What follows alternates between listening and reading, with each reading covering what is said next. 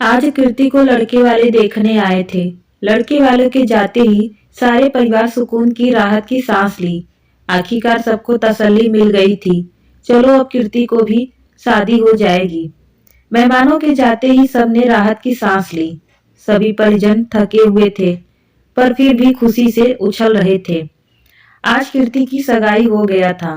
महेश जी की रिटायरमेंट में सिर्फ 1 साल की ही बाकी थे, पर उनकी तीसरी बेटी कीर्ति का रिश्ता कहीं पक्का ही नहीं हो पाया था। जहां देखो कैश और दहेज की लंबी लिस्ट पहले ही तैयार मिलती। महेश जी की 3 बेटियां ही थी। उन्हें बेटियां होने का कोई मलाल न था। उन्होंने तीनों बेटियों को उनकी योग्यता के अनुसार शिक्षा दिलवाई थी। कभी कोई कमी ना होने दी थी। 2 बड़ी बेटियों के विवाह में तो लड़के वाले की मांग को पूरा करते करते उनकी कमर टूट गई थी। मगर मकान भी बन रहा था, उसके लिए भी पैसे आवश्यक है।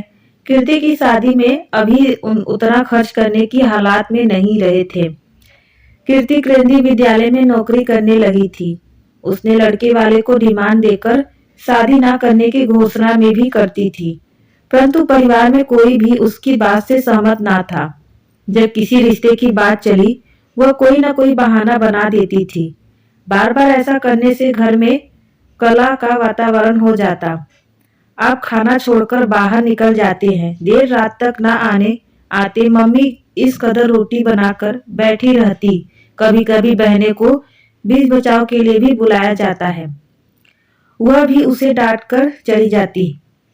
कीर्ति सारे लड़कों से नफरत थी। वह शादी के नाम पर लड़के वाले को लूटने का सोने यानी दहेज जैसी प्रथाओं से चिढ़ती थी। आखिर में उसने कहा कि जो लड़का बिना दहेज की शादी करने को तैयार होगा, मेरे योग्य होगा, उससे विवाह कर लूंगी। इत्तेफाक से कीर्ति की इकलौती बुआ जी ऐसा ही रिश्ता खोज कर ले आई। लड़का प्राइवेट कंपनी में मैनेजर था। लड़की वाले को दान दहेज कुछ नहीं चाहिए था, केवल पढ़ी लिखी नौकरी वाली लड़की की मांग थी। बस दोनों ओर से रजामंदी हो गई। आज रोका की रस्म में भी लड़के वालों ने केवल नारियल और 1100 रुपए दिए। महेश जी ने लड़के की माता पिता भाई बहन को मिठाई के डिब्बे देकर विदा किया। उनके जाते ही महफिल खिल गई। कीर्ति की दोनों बहनें आई हुई थी। बुआ जी थी। बुआ जी तो आज के विशेष मेहमान थी। सभी उनकी तारीफ कर रहे थे। उन्होंने भाई की बड़ी समस्या सुलझा दी थी। लड़का व परिवार भी अच्छा लग रहा था। लड़का मैनेजर था और स्मार्ट भी था। वहां पर चाय पी रहे थे, सभी खुश थे। परंतु कीर्ति की तर्क बुद्धि लोग भी मिलते हैं क्या, जो दहेज के बिना भी शादी करने को तैयार हो जाते हैं। 2 महीने बाद कहीं विवाह का मुहूर्त भी निकल आया था। विवाह भी सादगीपूर्ण हुआ। ससुराल में भी कोई सजावट का दिखावा नहीं था। कीर्ति ने स्कूल से 1 महीने की छुट्टी ली थी। उसके पति रत्नेश ने हनीमून के लिए मनाली जाने का प्रोग्राम बनाया। जाने से एक दिन पहले रत्नेश की कुछ दोस्त जो शादी में शामिल नहीं हुए थे, घर आए गए। गेस्ट रूम में हंसी मजाक चल रहा था। कीर्ति चाय नाश्ता लेकर जा रही थी कि अचानक उसके कानों में एक दोस्त की आवाज सुनाई पड़ी। वह कह रहा था कि यार रत्नेश, तूने बिना दहेज की शादी करके बड़ी दया दी दिखाई। यह सुनकर कीर्ति को एक कदम पीछे ही रुक गए। वह रत्नेश का जवाब सुनने को आतुर हो गई। कीर्ति की आहट से अनजान रत्नेश जोर से हंसा था और बोला कि मेरा दिमाग अभी पागल नहीं हुआ है। मैं तुम सब जैसा नहीं हूँ। तुम जैसों से बुद्धि में 4 कदम आगे ही चलता हूँ। तुम सब दहेज मांग कर ससुराल में अपनी इमेज खराब करते हो। वहीं मैं ससुराल में भी मान सम्मान बनाए रख सरकारी नौकरी वाली लड़की से विवाह करके अपना भविष्य सुरक्षित करने की सोचता हूँ। आगे समझाने लगा, तुम सब महामूर्ख हो। एक बार ढेर सारा दहेज लेकर सोचते हो उम्र कट जाएगी। बचपन में पढ़ी होगी कहानी में, जिसमें हंस लड़के को एक सोने का अंडा देने वाली मुर्गी मिल जाती है। उसे मूर्ख ने सोचा रोज रोज कौन इंतजार करे, एक ही बार इस मुर्गी को पेट काटकर इसके सारे सोने के अंडे निकाल लो। और फिर उस वैसा ही किया। क्या हुआ, मुर्गी भी मर गई और अंडा भी ना मिला। तुम सब भी उस मूर्ख लड़के से कम नहीं हो। कहानी याद आई ना कि नहीं? मैं तो मुर्गी से रोज एक सोने का अंडा लिया करूंगा। समझ लो मैं सोने का अंडा देने वाली मुर्गी पाली है। तुम लोगों को यह पता है कि सहज पक्के सो मीठा हुई। जहां तुम लोग बड़े बड़े व्यवसायी की लड़कियों से शादी कर दहेज और रकम से सपने पूरे करने के पीछे पागल रहते हो, वही मैं कुछ और ही सोच रखता था। अब देखो, मेरी पत्नी कीर्ति 3 बहनें ही हैं। माता पिता की बात, उनके पास जो भी है वह तीनों बहनों को ही मिलेगा। फिर कीर्ति नौकरी भी करती है, सरकारी स्कूल में गत अध्यापिका है। समझिए कुछ वैसे 7वीं पे कमीशन के अनुसार मोटा रकम और तरह तरह की सुविधाएं मिलती है। मैंने तो कीर्ति से शादी करके जीवन बीमा करवा लिया है, जो जिंदगी के साथ और जिंदगी के बाद भी होगा। ऐसा सौदा किया है, वरना दिमाग पागल नहीं हुआ था जो बिना दहेज की शादी करता। दोस्त भी तहलका लगाकर हंसने लगे, बोले कि जानते हैं यार, तू तो कॉलेज के जमाने से ही बनिया बुद्धि का था। हर जगह हिसाब किताब लाभ हानि देखता था। यह सब सुनकर कीर्ति का मन खट्टा हो गया। उसकी तारीख बुद्धि आखिर जीत ही गई। वह समझ गई हाथी के दांत खाने के बाद अलग है और दिखाने के अलग हैं। बेमन से चाय नाश्ता देने अंदर गई। कुछ देर पास बैठकर काम के बहाने बाहर निकल आई। वह सोचने लगी, प्रेम अपनापन सहयोग के चलते हम दोनों मिलकर घर बाहर का खर्च मिल बांटकर कर सकते थे तो मुझे कोई एतराज ना होता। आखिर पढ़ी लिखी नौकरी वाली बहू किस लिए? आजकल तो मांग ही है, पर इस प्रकार चालाकी से, धोखा से या बेवकूफी से बनाकर कोई उसकी कमाई पर हक जताएगा? यह बात उसे कतई गवारा नहीं हुआ। रात को सिर दर्द का बहाना बनाकर जल्दी सोने का नाटक किया। सोचती रही, उसके माता पिता बेचारे ऐसा योग्य नेक दामाद पाकर कितना खुश थे। नहीं नहीं, मैं उनका यह धर्म बनाए रखूंगी। रत्नेश को मैं ही सबक सिखाऊंगी। मनाली में उसने नोटिस किया कि बड़े बड़े खर्च उसी के एटीएम से रुपए निकालकर हो रहे हैं। छोटे मोटे खर्चे वह अपने क्रेडिट कार्ड से करता है। घर वाले के लिए उपहार लेकर वह बहुत संतुष्ट था। उसने भी बहाने से उसके पर्स से क्रेडिट कार्ड निकाल अपने माता पिता के लिए 2 साल ले ली। क्रेडिट कार्ड वापस रत्नेश के पर्स पे रख दिया। बातों ही बातों में रत्नेश बड़ी प्यार से उसे उसकी अभी तक की सेविंग, पीएफ, वेतन आदि की जानकारी लेता रहा। कीर्ति भी सावधान थी, उसने भी कोई जानकारी सही नहीं थी। घर लौटकर कीर्ति ने बड़ी होशियारी से सबके लिए लाई उपहार उन्हें दिए, साथ में मेरी ओर से कहना भी नहीं भूली। रत्नेश चुप रह गया। वह भी जानता था कि सब कीर्ति के पैसे से खरीदा है। सभी कीर्ति से खुश हो गए। अब जीवन में गाड़ी अपनी रोजमर्रा की पटरी पर आ गई। रत्नेश का ऑफिस कीर्ति के स्कूल के आगे ही था। तब में अगर थोड़ा सा जल्दी निकल जाए तो कीर्ति कुछ समय पर स्कूल छोड़ आगे जा सकता। वह स्कूटर पर जाता था। कीर्ति ने जब उसके सामने यह प्रस्ताव रखा तो उसने भी हामी भर दी। रत्नेश दूसरे तीसरे दिन कीर्ति के कार्ड से पेट्रोल के बहाने मनमाने रुपए निकलवाता लेता था, पर ले जाने के समय सप्ताह में 3-4 ही दिन ले ही जाता। पता कोई ना कोई बहाना बना देता। कीर्ति ने भी नोटिस किया कि छोटे भाई या बहन को कुछ पैसों की जरूरत होती तो वे दोनों चुपके से मांग लेते थे और कह देते थे कि किसी से मत कहना। कीर्ति भी अभी नई थी, ज्यादा कुछ नहीं कह पाती, पर उसने सोच लिया कि इसका भी कोई ना कोई हल निकालना पड़ेगा। 1-2 महीने ऐसे ही गुजर गए। कीर्ति की वेतन से लगभग पूरा परिवार का खर्चा चल रहा था। सभी को बचत करने की पड़ी थी। पापा अपनी पेंशन से ढेला भी नहीं खर्च करते। यही हाल रत्नेश का था। राशन, दूध, बिजली का, पानी का बिल, फल सब्जियां, सबका भुगतान कीर्ति करती। छोटे छोटे खर्चे रत्नेश में दिखाने के लिए करता। एक दिन कीर्ति ने पापा को फोन किया तो उसने अपने पापा को कुछ उदास पाया। बार बार पूछने पर उन्होंने बताया कि मकान बनाने पर अनुमान से बहुत ज्यादा पैसा लग चुका है। अब हालात यह है कि मकान में लकड़ी का काम करवाने के लिए पैसे कम पड़ गए हैं। कीर्ति को मन ही मन बहुत दुख हुआ कि जिन माता पिता ने शिक्षा दिलवाई, कमाने के योग्य बनाया, वही आज पैसों की तंगी सहन कर रहे हैं। वह उदास मन से वापस आई।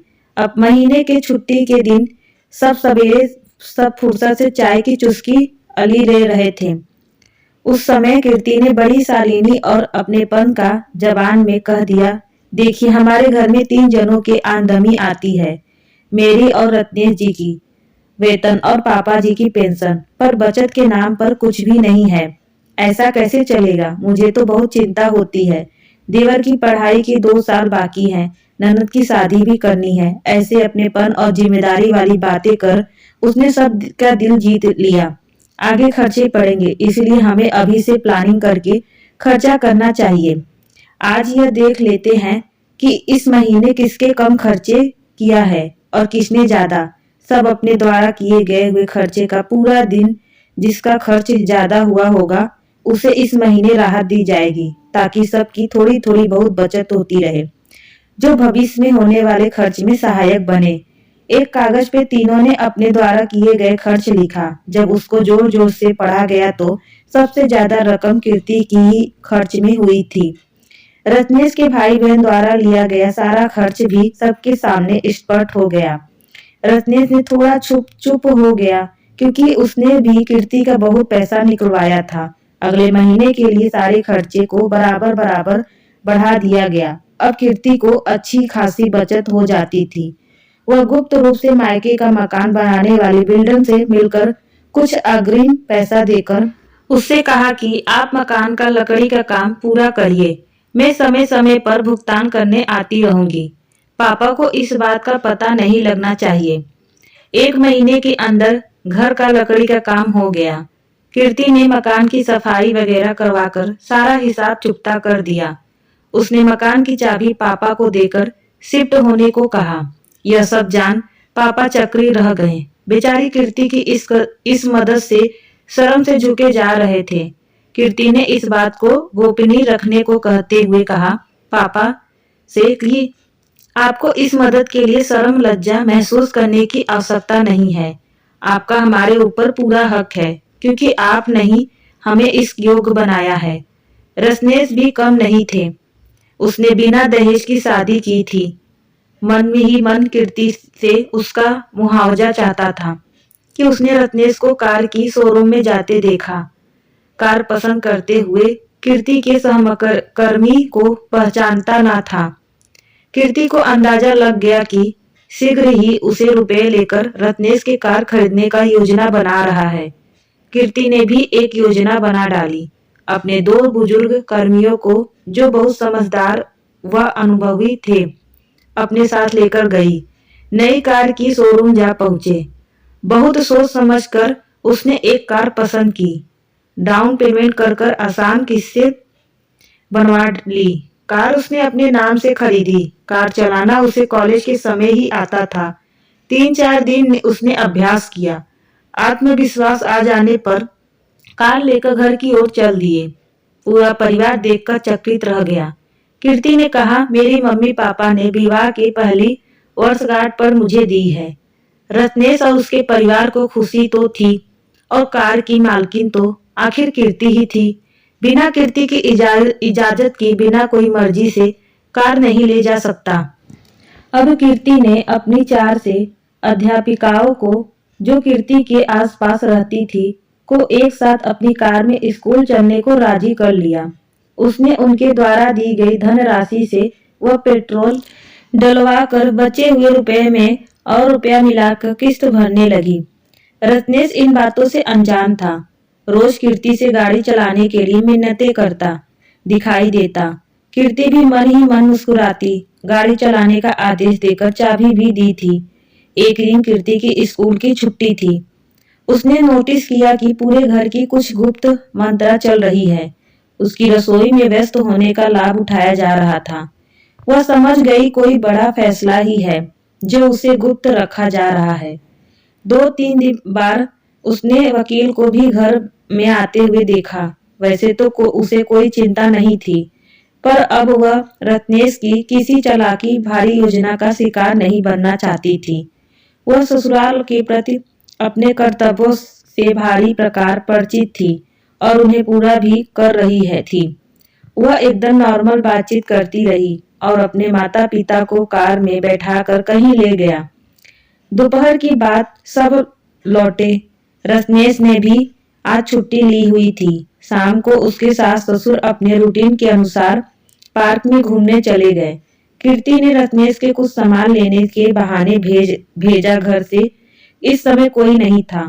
उसने झटपट सास की तकिए के नीचे रखी अलमारी की चाबी निकाल अलमारी खोल डाली।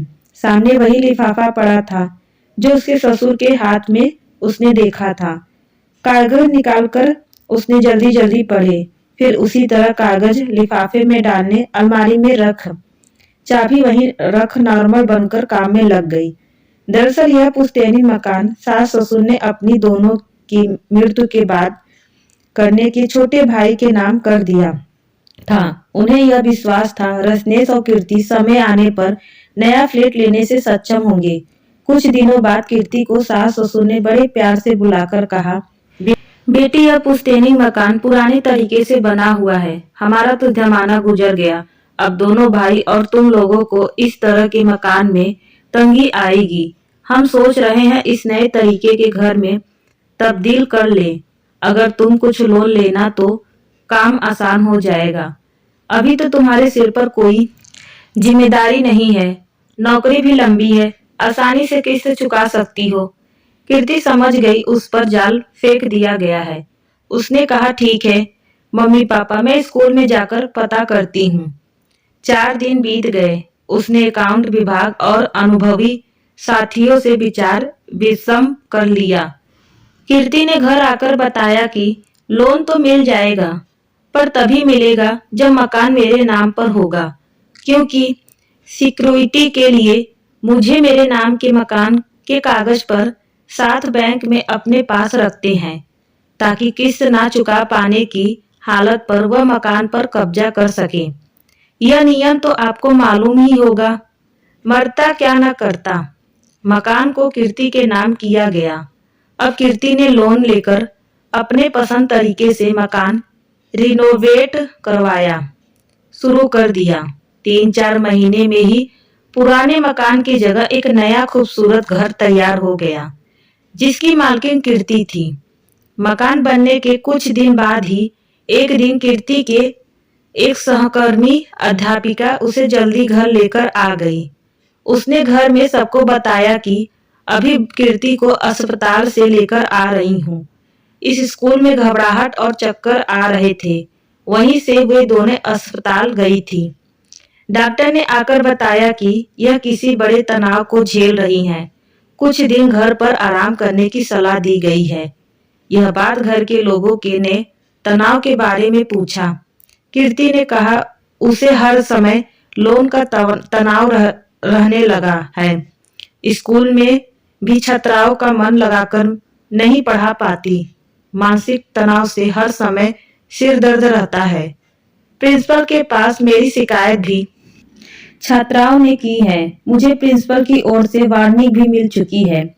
इस कारण मैं मानसिक रूप से बहुत चिंतित हूँ और तनावग्रस्त रहने लगी हूँ। मुझे डर है यह लोन का तनाव मेरी नौकरी को न ले डूबे। आजकल स्कूल कॉलेज में बहुत सख्त नियम बन गए हैं। जो पढ़ने में लापरवाही करे, जब मनमानी करे, उसे सस्पेंड कर देते हैं या किसी दूर दराज की शाखाएं में स्थानांतरित कर देते हैं, जहां मूलभूत सुविधाएं भी कठिनाई से मिलती हैं। मजबूरी में कुछ लोग तो नौकरी छोड़ने बेहतर समझते हैं, तो काम भी एकदम बेहतरीन मांगते हैं। यह सब सुनकर सभी घबरा गए। कीर्ति ने बड़े ही प्यार से आखिर कहा कि कुछ महीने में लोन की रकम बढ़ाकर लोन जल्दी से जल्द उतारने की कोशिश करती हूँ। घर खर्च की जिम्मेदारी आप दोनों उठा ले। अगले महीने से सारा घर खर्च ससुर की पेंशन और रत्नेश के वेतन से चलने लगा। कीर्ति ने बड़ी होशियारी से खुद को आजाद कर दिया। कीर्ति मन ही मन हंसती रही। उसने कार और मकान का लोन उतारने के लिए स्कूल में ही कुछ ट्यूशन भी ले लिए, जिससे उसकी आमदनी बढ़ गई और फिर वह लोन की किस्त की रकम बढ़ाकर उतारने लगी। रत्नेश ने भी रोज एक सोने का अंडा देने वाली मुर्गी के सपने देखना छोड़ दिए थे और घर खर्च में तालमेल बैठाने के लिए पार्ट टाइम जॉब करने लगा। कीर्ति ने मन ही मन सोचती कि प्यार मोहब्बत सादगी से होता है। रत्नेश उसे सहयोग चाहता तो वह बड़ी खुशी से करने को तैयार थी, पर जहां उसने चालाकी मक्कारी से उसे मूर्ख बनाने की कोशिश की, वहां तो तू डाल डाल में पद वाली कहावत भी लागू करनी पड़ी। तो दोस्तों, आज की कहानी यही थी। आपको कैसी लगी हमें कमेंट करके जरूर बताइएगा। अच्छी लगी हो तो हमारे चैनल को सब्सक्राइब, वीडियो को लाइक शेयर करना ना भूलिएगा। धन्यवाद दोस्तों।